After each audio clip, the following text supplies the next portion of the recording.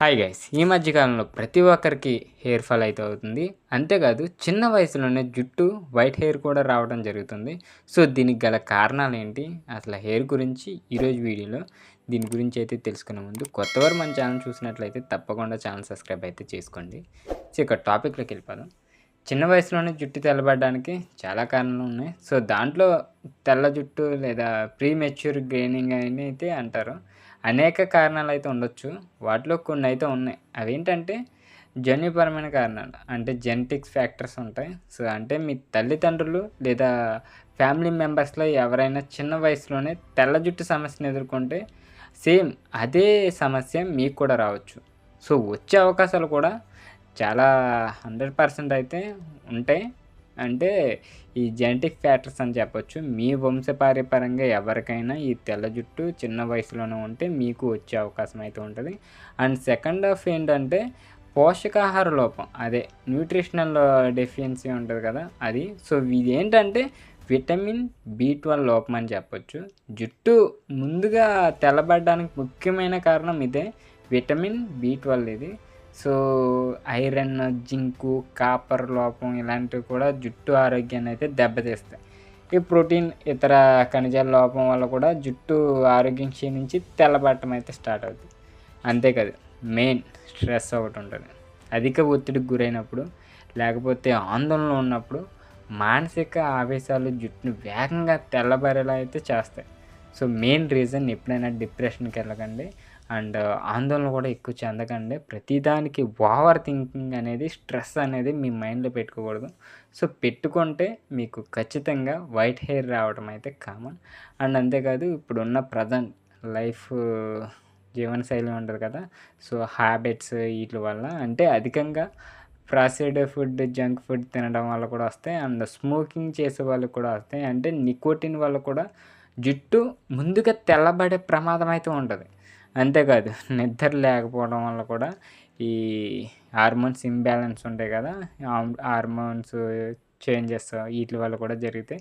ఈటిల్లో ఏంటంటే ముఖ్యంగా థైరాయిడ్ సమస్యలు లేదా హైపర్ థైరాయిడిజం ఉంటది కదా! అదొకటి. జుట్టు ఆరోగ్యాన్ని దెబ్బతీసి తెల్లబడేలా అయితే చేయవచ్చు. సో, అండ్ కెమికల్ ఎక్స్‌పోజర్ కూడా ఉంటాయి. అంటే అధికంగా హెయిర్ డైలు అండ్ షాంపూలు, ఇతర కెమికల్ ప్రొడక్ట్స్ వాడటం వల్ల కూడా జుట్టు బలహీనపడి త్వరగా అయితే తెల్లబడిపోవచ్చు. సో, ఈట్లికి రెమెడీస్ ఏంటనేది ఇవి కూడా ఉన్నాయి. సో, అదేంటంటే ఆహారంలో పోషకాలు పెంచుకోవాలి మెయిన్. సో, బాదం, milk products and green leafy vegetables, గుడ్లు అండ్ చేపలు వంటివి తినడం. And B12 iron rich food తినడం. అంటే ఎక్కువ మిల్క్ ప్రొడక్ట్స్‌లో అయితే ఉంటది. అండ్ నాన్ వెజిటేరియన్ ఫుడ్స్ తీసుకోవడం స్పిరులినా వంటివి చక్కటి పరిష్కారం అని చెప్పొచ్చు.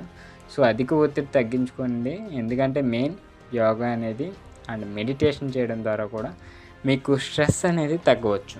మెయిన్ హెయిర్ ప్రొడక్ట్స్‌ని అయితే జాగ్రత్తగా వాడండి. అధికంగా ఉన్న కెమికల్స్ ఉన్న ప్రొడక్ట్స్ యూజ్ చేశారంటే మీకు చాలా డ్యామేజ్ జరిగిద్ది. సో, మెయిన్‌లీ అవన్నీ క్లియర్ చేసి బంద్ చేసేయండి ఇంకా. మెయిన్‌లీ మీకు కావాల్సింది స్లీపింగ్. సో, నిద్ర ఇంకా చక్కటి ఫుడ్డు మీరు అది మార్చుకుంటే ఖచ్చితంగా మీకు తెల్లబడుతుండడం మానేయొచ్చు. మొత్తం మానిపోద్ది. ఇంకా అంతకన్నా ఎక్కువ ఉంటే గనక మీరైతే డాక్టర్‌ని సలహా తీసుకోవడం మంచిది.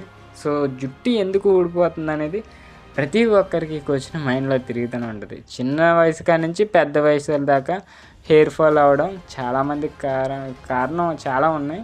సో, అవి జన్యుపరమైనవి కావచ్చు, ఇప్పుడున్న జీవనశైలికి సంబంధించినవి కూడా కావచ్చు. సో, ఈ సమస్యలు ఏంటంటే పోషకాహార లోపం. అంటే న్యూట్రిషనల్ డెఫిషియన్సీ ఉంటది ఇది కూడా.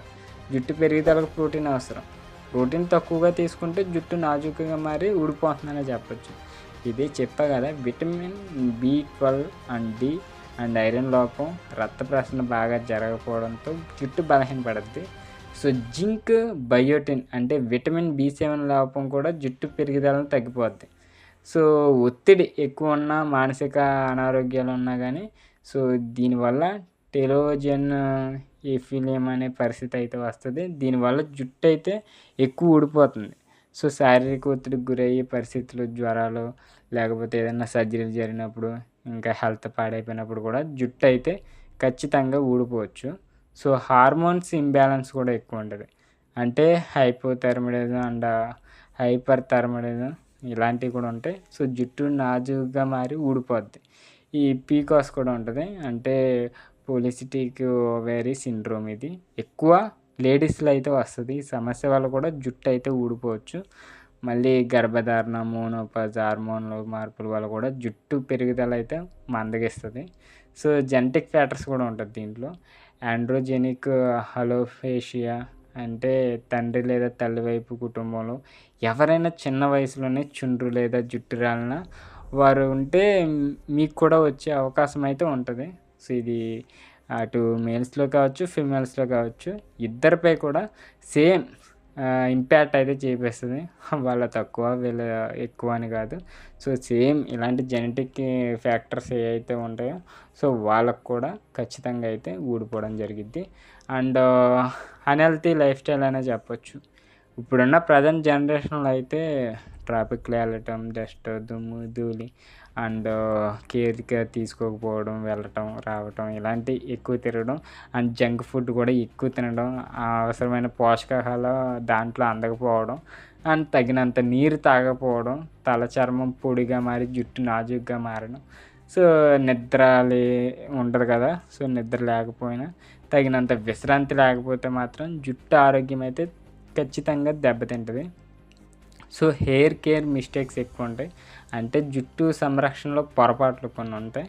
సో అదే అధికంగా కెమికల్ ప్రొడక్ట్స్ యూజ్ చేయడం వల్లే, అదే హెయిర్ డ్రై ఏంటి, స్ట్రాంగ్ షాంపూ ఏంటి, హెయిర్ స్ట్రైటింగ్ ఉంటుంది కదా, అది బ్లీచింగ్ ఇలాంటివి వాడతారు కదా, ఎక్కువ లేడీస్ అయితే యూజ్ చేస్తారు. వాళ్ళ వల్ల అయితే ఎక్కువ ప్రొడక్ట్స్, కెమికల్ ప్రొడక్ట్స్ ఎక్కువ యూజ్ చేయడం వల్ల కూడా హెయిర్ ఫాల్ అనేది ఖచ్చితంగా జరిగిద్ది. సో ఎప్పుడైతే మీరు ఈ బంద్ చేసుకుంటారో హెయిర్ని, చక్కగా న్యాచురల్ ప్రొడక్ట్స్ ఏవైతే ఉన్నాయో, అంటే మార్కెట్లో దొరికే కాదులేండి, కుంకుడికాయలు ఇలాంటి కొబ్బరి నూనె ఇలాంటివి తీసుకోవడం వల్ల కూడా మీకు హెయిర్ అయితే కొంచెం ఊడకుండా స్ట్రాంగ్గా ఉండడానికి అయితే దారితీస్తుంది. అంతేకాదు మీరు తీవ్రంగా తలస్నానం చేయడం, బాగా శుభ్రం చేసుకోవడం వల్ల కూడా జుట్టు అయితే బలహీనమైపోద్ది.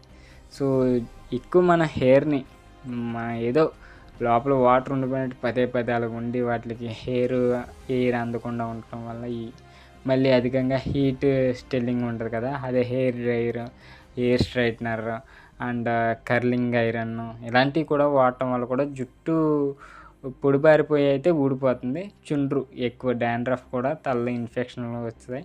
సో చుండ్రు ఎక్కువగా ఉంటే కూడా జుట్టు ఊడిపోవడం సాధారణం. ఫంగస్ లేదా బ్యాక్టీరియా వల్ల కూడా చర్మంలో, అదే హెడ్ యొక్క చర్మంలో, స్కిన్లో ఇన్ఫెక్షన్ వస్తే జుట్టు నాజుగ్గా మారి ఊడిపోద్ది.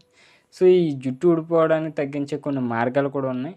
సో అవి ఏంటంటే పోషకాహారాన్ని మీరు మెరుగుపరుచుకుంటే చాలు. ప్రోటీన్, విటమిన్లు, ఐరన్, జింక్ ఎక్కువగా ఆహారం తీసుకోవచ్చు. ఇంకా తగినంత వాటర్ అయితే రోజుకి కనీసం 2-3 లీటర్లు అయితే వాటర్ తాగాలి. అండ్ స్లీపింగ్ కూడా 7-8 గంటలు అయితే నిద్రపోవాలి.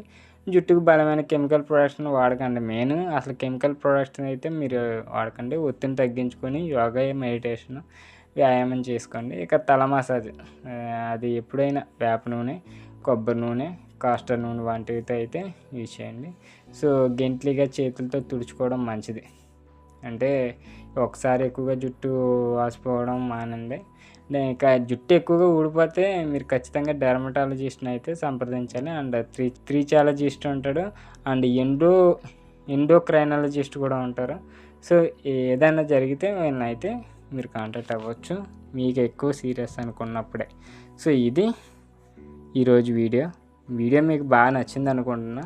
వీడియో నచ్చితే తప్పకుండా ఈ వీడియోని లైక్ చేసి మీ ఫ్రెండ్స్కి ఎవరైతే హెయిర్ ఫాల్ ఉందో, తెల్ల జుట్టు వస్తుందో చిన్న వయసులో, ఈ ఇన్ఫర్మేషన్ అయితే వాళ్ళకు కూడా తెలియజేయండి. ఇది మోస్ట్లీ ఒక స్ట్రాంగ్ సజెషను.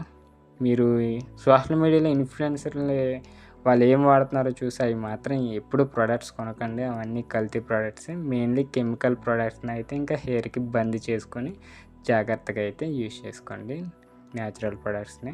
సో అదే మార్కెట్లో దొరికే కాదు న్యాచురల్ అంటే, ఇంట్లో మీకు బయట దొరికాయి. సో ఇది ఈ టాపిక్. వీడియో ఎక్కడితో ఎండ్ చేస్తున్నా. తప్పకుండా వీడియో నచ్చితే లైక్ చేసి షేర్ చేయడం మాత్రం మర్చిపోకండి.